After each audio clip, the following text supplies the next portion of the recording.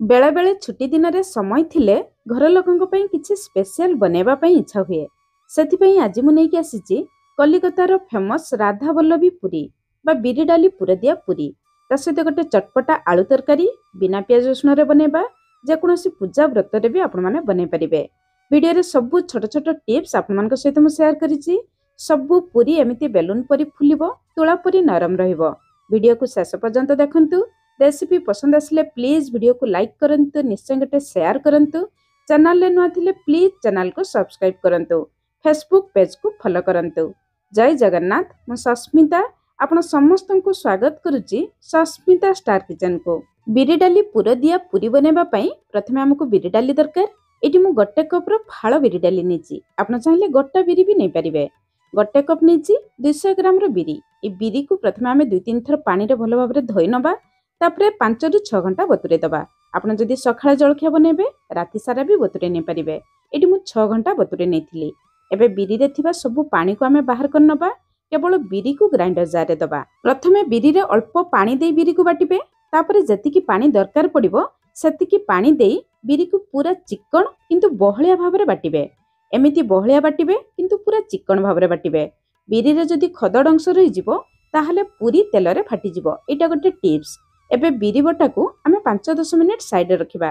गोटे कप रो बिरी बाटिबा पई मते आधा कप रो पानी दरकार पड़िची। एबे चलंतु आलू तरकारी पई आमे मसला बनेबा। ग्राइंडर जार नबा, सेतिरे 1 इंच रो टिके कम अदा दबा, गोटे कंचा लंका दबा। आजिर तरकारी को आमे बिना पियाज रसुण रे बनेबा।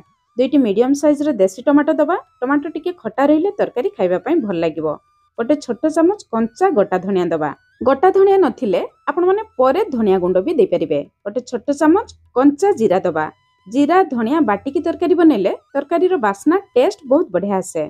4-5 चमच पानी दे मसला को बाटी आनिबा। एबे मसला रेडी ही गला, तरकारी बनेबा प्रोसेस को जिबा। कढ़ाई गरम करिबा, सेतिरे 1.5 छोट चामच हमें तेल दबा। आजिर तरकारी को हमें बहुत कम तेल रे बनेबा। आपण चाहिले अधिक तेल भी दे परिबे। तेल गरम ही जिबा परे आधा चामच हमें पंच फुटण दबा। जीरा मसला रे बाटीचे पंच फुटण देबे, बहुत बढ़िया बास्ना आसीबो। 2टी तेजपत्र, गोटे सुखिला लंका, 2 पिंच हमें हिंगु दबा। हिंगु देबे बिना पियाज रसुण तरकारी रे बहुत बढ़िया बास्ना, बहुत बढ़िया टेस्ट भी आसीबो। जीरा फुटी जिबा परे 10-15 टी भृषंग पत्र दबा। भृषंग पत्र जमा भी स्किप करिवे नाही, देखिबे बिना पियाज रसुण आलू तरकारी रे बहुत बढ़िया बास्ना आसीबो। तापरे बाटी रखिथिबा टमाटो मसला को दे दबा। ग्राइंडर जार धोई 2-3 चमच पानी दे दबा। मसला को टिके गळे नबा। एबे मसला पई आमे आधा चामच हळदी गुंड दबा, आधा चामच आमे राग लंका गुंड दबा। गोटे कंचा लंका मसला रे भी बाटी थिले ए तरकारी टिके राग लागिले खाइबा पई भल लागिवो। आपन को जतिकी राग दरकार सेही हिसाब रे देखिकी लंका गुंड देबे। मसला को भलो भाबरे गळे नबा। एबे 4-5 मिनिट लो मीडियम फ्लेम रे कवर करी मसला रो तेल बाहरिबा पर्यंत आमे मसला को कसी नबा। 5 मिनिट परे एटी देखंतु मसला ऊपर को तेल आसी जाईची। आमे अल्प तेल देथिले सेति पई अल्प तेल आसीची। एबे हमर मसला कसिबा रेडी ही जाईची। मसला कसी जिबा परे आमे सेतिरे सिझा आलू दबा। एटी मु 300 ग्राम रो सिझा आलू नेची। अल्प आलू देखंतु मु चकटी की नेची। सिझा आलू को अल्प चकटी की देबे, देखिबे झोल बहलिया ही जिवो।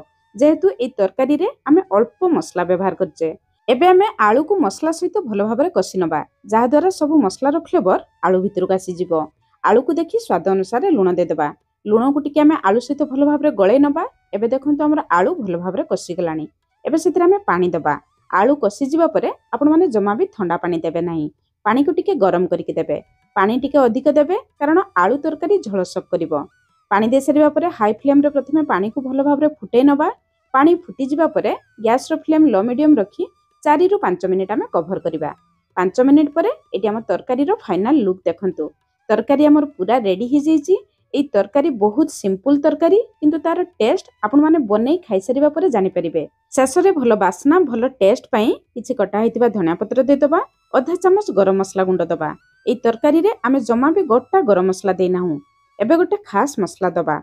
आधा चामच पान मधुरी, आधा चामच जीरा को सुखिला आपण माने कढ़ाई रे भाजी नेबे, तापरे गुंड करके देबे। एटा होची गोटे स्पेशल मसला, जहा द्वारा ए तरकारी रो टेस्ट आहुरी बढ़िबो। 2-3 पिंच हिंगु नेबे। 1-2 चमच पानी दे हिंगु को पानी करी शेषरे तरकारी रे देबे। हिंगु को पानी करी शेषरे तरकारी रे देले हिंगुरो बास्ना टेस्ट बहुत बढ़िया आसे। स्पेशली बिना पियाज रसुण तरकारी रे बहुत बढ़िया बास्ना आसे।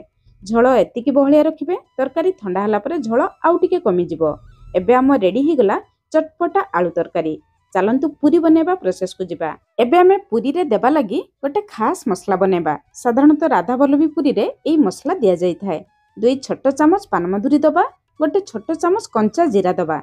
आपण चाहिले केवल पानमधुरी रे ए मसला बनै परिबे, किंतु अल्प जीरा देबे, देखिबे बहुत बढ़िया बास्ना आसीबो।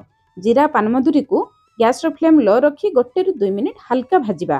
बेसी लाल कलर करिवे नाही, बेसी पोड़िबे नाही। हल्का भाजिबा परे बाहर को आनी ठंडा हवा पई छाड़िबा। ठंडा हला परे ग्राइंडर जार रे देई पूरा फाइन भाबरे गुंड करि आनिबा। जमा खदड़ रखिबे नाही, नले पूरी बनेबा समय खदड़ अंश रहि जिवो, तेल रे पूरी फाटी जिवो। पाखापाखि 3 चामच गुंड मसला म रेडी हे गला। सेई ग्राइंडर जार रे आमे 1 इंच रो अदा, 2टी कंचा लंका दबा। आपण माने जतिकि राग खाइबे सेही हिसाब रे कंचा लंका देबे। 3-4 चामच पानी देई कंचा लंका अदार गोटे पेस्ट बने आनिबा। अदा कंचा लंकार पेस्ट भी रेडी हो गला। पूरी बनेबा पई एई 2टी मुख्य मसला दरकार। मसला रेडी हो गला। चलंतु अटा चकटिबा प्रोसेस को जिबा। गोटे बड़ जागा नबा, सेतिरे मु 2 कप मैदा दउची। साधारणतः एई पूरी मैदा रे तयारी हिताए। आपण माने चाहिले मैदा बदल रे अटा नै परिबे, किंतु मैदा रे बनेले अलगा टेस्ट आसीबो, अटा देले अलगा टेस्ट आसीबो। गोटे छोट चामच आमे चीनी को गुंड करिकि दबा। मु हेमदस्ता रे गुंड करनी थिली, आपण चाहिले शिळ रे भी चूरी की दे परिबे। चीनी देले पूरी टिके मिठा लागिबो खाइबा पई। स्वाद अनुसार लुण दबा। एबे आमे बनै रखिथिबा पानमधुरी जीरा गुंडरू गोटे छोट चामच गुंड मसला दबा। ता सहित बनै रखिथिबा अदा कंचा लंका पेस्ट रु 3 छोट चामच मसला दबा। बळका मसला को आमे रखिबा, परे व्यवहार करिबा। खास्ता पई 2 चामच रिफाइन तेल दबा। 2 कप मैदा पई 2 चामच रो रिफाइन तेल देबे। तापरे बाटी रखिथिबा बिरी रु प्रथमे आमे 2 बड़ चामच बिरी दबा। गळै सारिबा परे देखिकि आमे बिरी दबा। सबु मसला गुंड को मैदा सहित भल भाबरे मिसे नबा, जहा द्वारा मैदा भितर को मसलार फ्लेवर आसी जिवो। गळै सारिबा परे आमे आउ 2 बड़ चामच बिरी बटा दबा। टोटाल 2 कप मैदा रे मु 4 बड़ चामच बिरी देली। एई मेजरमेंट आपण माने मने रखिबे। तापरे बिरी मैदा को आमे भल भाबरे मिसे नबा। बिरी मैदा भल भाबरे मिसे सारिबा परे जतिकि पानी दरकार पड़िबो सेही हिसाब रे देखिकि आपण माने पानी देबे। बिरी को आपण माने केते पानी रखी बाटीचंती सेही हिसाब रे आपण मानको पानी दरकार पड़िबो। प्रथम रु जमा अधिक पानी देबे नाही, नहले मैदा बेसी पानी हि जिवो। मैदा चकटिबा समय एमिति टिके पंच लगै चकटी नेबे। देखिबे सबु पूरी बेलून परी फुलिबो। पूरी भितरे पूरा तुळा परी नरम रहिबो। एतिकी मैदा चकटिबा पई मु आधा कप पानी नेइथिली। देखंतु आहुरी अल्प पानी बळी पडिची। आपण माने देखिकि पानी देबे। मैदा चकटी सारिबा परे ऊपर आमे गोटे छोट चामच तेल देइ दबा। मैदा रेस्ट करिबा समय ऊपर अंश जमा भी सुखिबो नाही। एबे मैदा ऊपर गोटे गिन्ना ढांकी आमे 10 मिनिट रेस्ट करिबा पई छाडिबा। सेही भितरे पूरी पुर दबा लागि आमे मसला बनेबा।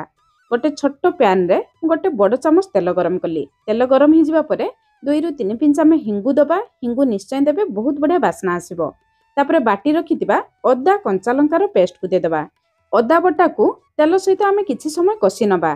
तापरे सेतिरे आधा चामच रो टिके कम हळदी गुंड, आधा चामच काश्मीरी लंका गुंड दबा। रागो पई आमे कंचा लंका देथिले, अल्प काश्मीरी लंका गुंड देबे। देखिबे पूरा रे बहुत बढ़िया कलर आसीबो। ऑप्शनल अछि, आपण चाहिले स्किप करि परिबे। हळदी लंका गुंड तेल रे टिके भाजी जिबा परे आमे बाटी रखिथिबा सबु बिरी बटा को दे दबा। 4 चामच बिरी बटा आमे मैदा चकटिबा समय व्यवहार करथिले। बळका रखिथिबा बिरी बटा को सबु आपण माने मसला रे दे देबे। बिरी बटा को मसला सहित टिके आमे गळै नबा।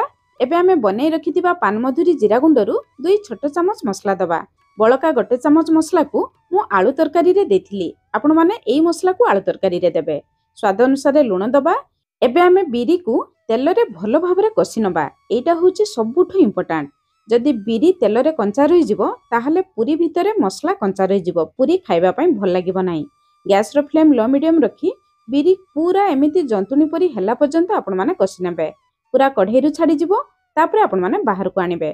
बाहर को आनी ठंडा हेबा पई छाडिबा। ठंडा हेला परे ए बिरी मसला को आमे आउ थरे भल भाबरे चकटी नबा। चकटिबा समय जदि हातरे लागिबो अल्प तेल लगी आउ थरे भल भाबरे चकटी नबा। चकटी सारिबा परे छोट छोट गला बनै नबा। लेंबू ठारू छोट साइज रो गला बनेबे। आपण माने केते बड़ साइज रो पूरी बनौचंती सेही हिसाब रे देखिकि गला बनेबे।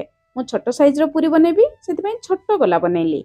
10 मिनिट मैदा रेस्ट करिबा परे मैदा देखंतु टिके फुली जाईची। आउ थरे भल भाबरे चकटी नबा। तापरे आमे छोट छोट गला बनै नबा। नीतिदिनिया साधारण पूरी ठारू टिके बड़ साइज रो गला बनेबे, कारण भितरे आमे पूर दबा। तापरे बेलण पीढ़ा बेलण बाड़ी रे अल्प तेल लगे नबा। पूरी बेलिबा समय बेलण बाड़ी पूरा क्लीन रखिबे, पूरी बेलिबा पई सुविधा हेबो। प्रथमे गला को पापुली रे टिके चेप्टा करनेबे। तापरे 2 बुढ़ा अंगुठी सहायरे बाहर पट को स्प्रेड करिवे।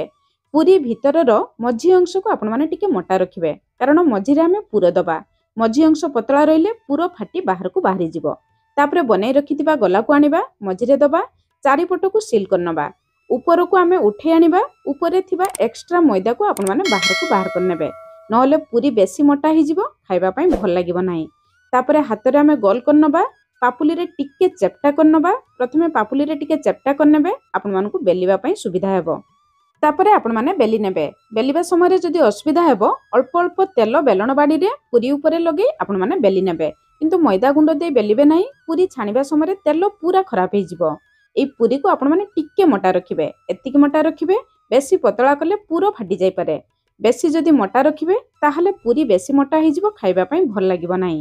ଏଠି ଆଉ ଗୋଟେ ପୁରୀ ମଧ୍ୟ ଆପଣମାନଙ୍କୁ ବେଲି ମୁଁ ଦେଖେଇଲି।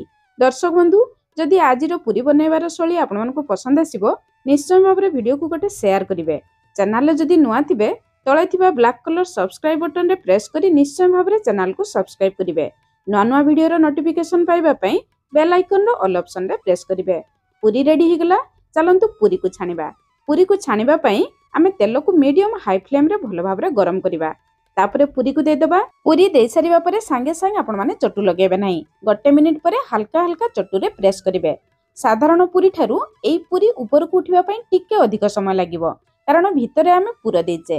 ତଳପଟ ଫୁଲିଯିବା ପରେ ଆମେ ଓଲଟାଇ ଦେବା। ଦୁଇପଟ ସାଇଡ୍ ଏମିତି ଲାଲ କଲର ହେଇଯିବା ପରେ ବାହାରକୁ ବାହାର କରି ଆଣିବା। ପୁରୀ ଦୁଇପଟ ସାଇଡ୍ ପୁରା ଲାଲ କଲର ହେଲା ପରେ ବାହାରକୁ ଆଣିବେ, ଯାହାଦ୍ୱାରା ଭିତରେ ଦେଇଥିବା ପୁର ଭଲ ଭାବରେ ପୁରୀ ଭିତରେ ସିଝିଯିବ। ସେମ୍ ପ୍ରୋସେସରେ ଆପଣମାନେ ସବୁ ପୁରୀକୁ ଛାଣି ନେବେ। ଦେଖିବେ ସବୁ ପୁରୀ ପୁରା ବେଲୁନ ପରି ଫୁଲିବ। କିନ୍ତୁ ଗ୍ୟାସର ଫ୍ଲେମ୍ ଜମା लो ରଖିବେ ନାହିଁ, ନହେଲେ ପୁରୀ ଫୁଲିବ ନାହିଁ। ମିଡ଼ିୟମ୍ ହାଇ ଫ୍ଲେମ୍ରେ ସବୁ ପୁରୀ ଛାଣି ନେବେ। ଭିଡ଼ିଓରେ ସେୟାର କରିଥିବା ସବୁ ଟିପ୍ସ ଟ୍ରିକ୍ସ ଫଲୋ କରି এই ପୁରୀ ଆଳୁ ତରକାରୀ ବନାନ୍ତୁ। କେମିତି ଲାଗିଲା ନିଶ୍ଚୟ ଜଣାଇବେ। ଆଜି ପାଇଁ ରହିଲି, ପୁଣି ଦେଖା ହେବା ନୂଆ ରେସିପିରେ। ଧନ୍ୟବାଦ।